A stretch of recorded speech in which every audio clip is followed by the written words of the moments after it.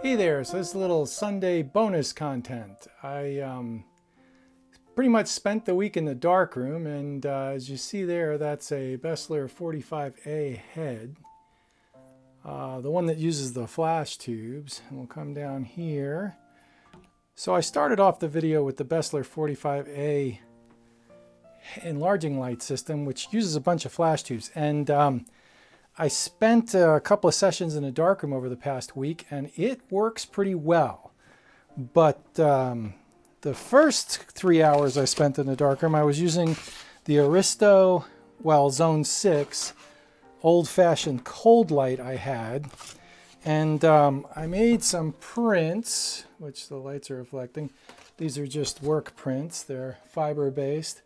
And I don't know whether you can see it or not, but there's really uneven illumination around the outsides, which that's a real standard cold light problem with the Zone 6 and Aristo cold lights. And so I figured, well, let me try this 45A head. So I spent another 3 hours in the darkroom last night. Actually, it was more like 4 or 5. And I came up with that.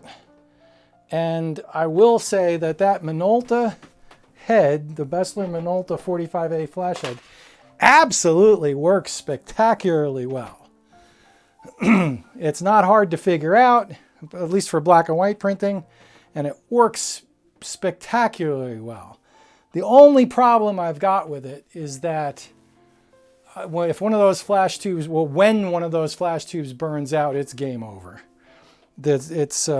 Complexity is the enemy of reliability, and the unit may be very reliable, but eventually the parts are going to wear out and need replacement, and I don't think there's spares. So that's a shame, because it really is a great system, just a little way more complex than it probably needed to be. It's a shame. I really enjoy using it. I'm going to use it until it croaks. Also, I've got the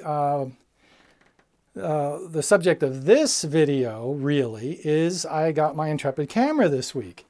So I put my ground glass protector from my Zone 6 on the back of it. What a tiny little 4x5. I mean, really lightweight. I think it's 2.5 pounds as opposed to 6.5 pounds for the Zone 6. And it is really fun to shoot with. The first night I got it, the first day I got it, that night, I went out and I set it up in the yard after dark, and I did a time exposure for like 2.5 hours. And that was the first exposure with it, and it turned out great.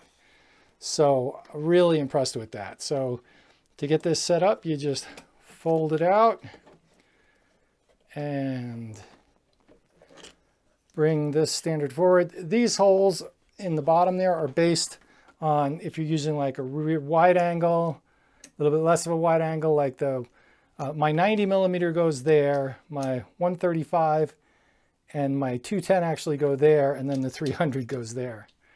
So at least that's what I think so far. So let's just put it in this slot. Okay, so compared to the Zone 6, it's a little bit more fiddly, but that's a compromise I'm perfectly happy with. These cameras are not designed for speed anyway.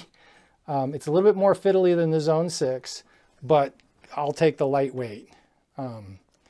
So it's really made spectacularly well. It's definitely a usable, workable camera. There's no reason, the only real question now, and I don't really see it as a question, is how long is it going to last? Like what's going to break on it,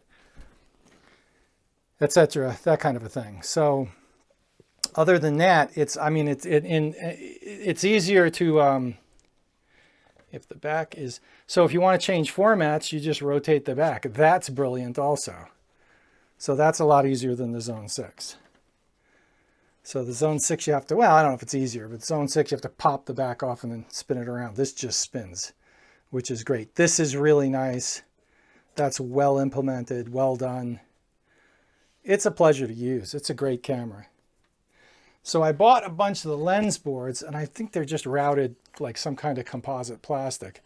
And they work fine. And there it is with a lens on it. And rumor has it, I haven't tried it because I got a bunch of lens boards with the lenses that I've been buying. And rumor has it that these style lens boards work just fine, and they certainly do, I guess. Yeah, there you go. So all these other lens boards that I've got will work fine. And what I'm probably going to use these lens boards for is when I get the Intrepid, yeah, they work great.